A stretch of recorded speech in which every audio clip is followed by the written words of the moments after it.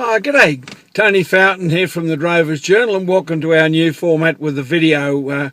This is caused principally because I've developed RSI in my right hand from using the mouse too much. So the vet, when I went to see him, said, "Mate, you got to ease up on that." So depending on whether you like the style or not, whether we keep it going or not. Okay, so let's have just a quick commentary then and things about the Shorthorn breed. One of the things that worries me a lot, and I guess this is a bit to do why I was so keen to try and get an accredited commercial herd scheme going for the breed, is where are the commercial cattle? Now, you know, JBS, Shorthorn Beef's 1,000 Guineas program is going really well. But as Malcolm Lugsden, a wonderful old gentleman years ago, and I'll come back to him in a minute, Malcolm Lugsden said to me once, and he was dead right, that Shorthorns are the caramel of the beef industry. You can mix them with anything. And of course now we're finding a big demand for Shorthorn females to cross with Wagyu and Angus and all the rest of it. So I guess my question is, where are the commercial females, and do we know who's got them and how many there are? So that's a question probably for the board.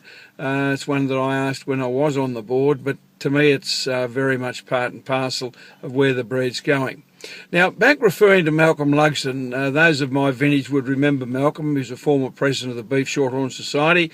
His brother-in-law was Bruce Bowman at Marothry, so Shorthorns were well and truly in his blood. He owned the Cobra stud at the time. But just a wonderful man, Malcolm, and I'll never forget him because my first judging assignment as such was to be the junior judge to him at the Young Show 54 years ago, when Young was a really big beef show in its own right. And I've never forgotten that day because Malcolm made me feel like I was the judge. You know, most junior judges or associate judges trip along behind like a pup behind the big dog. But Malcolm was great because he took me in. He said, "Now, what do you think, Anthony? What do you like here? What do you?" I mean, I don't think I had any influence on what his decision was, but he just made me feel so important, yeah. But also that I felt valued, and I think that's something that a lot of judges should bear in mind when they've got young kids, boys or girls or whatever, trailing behind them on a judging ring. And it's a lesson I've never forgotten. So, Malcolm, champion man and always in my memory. So, folks, that's my little spiel for the day. Let's have a quick look and see what's coming up in the Shorthorn world.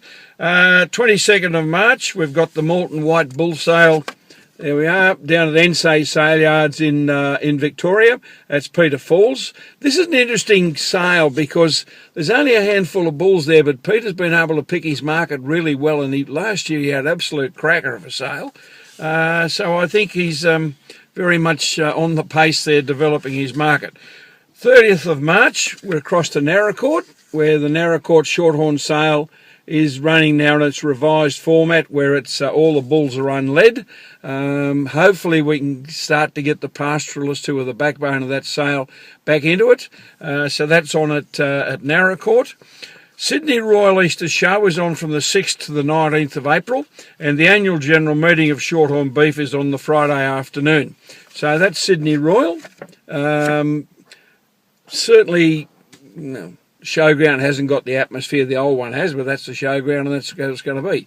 But it looks like being a very good showing of the breed there, and I'd encourage you, if you can make it, to get to the Sydney showground on that day. And then in April, on the 21st of April, and here I've got to, Anthony, badly done.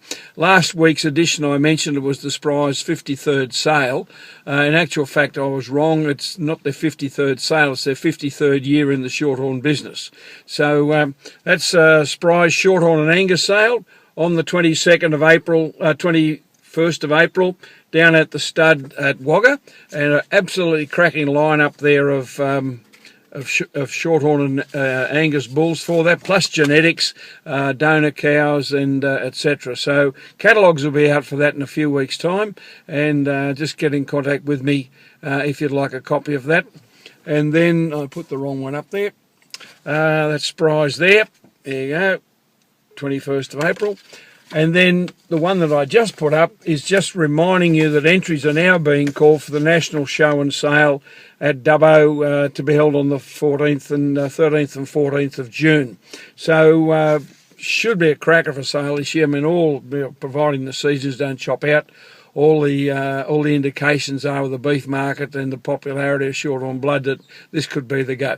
So, folks, that's what's on with the breed at the moment. Back up with confidence.